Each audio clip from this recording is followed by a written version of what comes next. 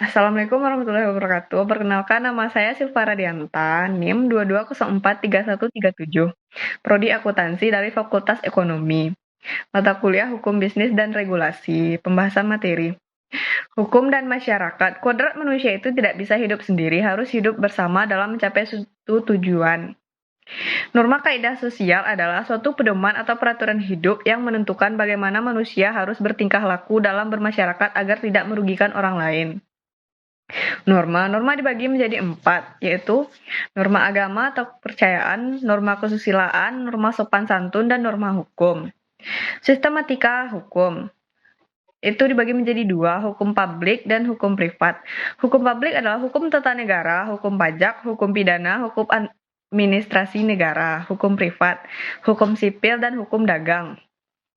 Pengertian hukum bisnis, yaitu keseluruhan dari peraturan hukum baik yang tertulis maupun tidak tertulis. Subjek hukum dan objek hukum. Subjek hukum yaitu sesuatu yang menurut hukum dapat memiliki hak dan kewajiban yang memiliki kewenangan untuk bertindak. Sedangkan objek hukum adalah segala sesuatu yang bisa berguna bagi subjek hukum dan dapat menjadi pokok suatu hubungan hukum yang dilakukan subjek hukum. Biasanya dinamakan benda atau hak yang dapat dimiliki atas dikuasai oleh subjek hukum.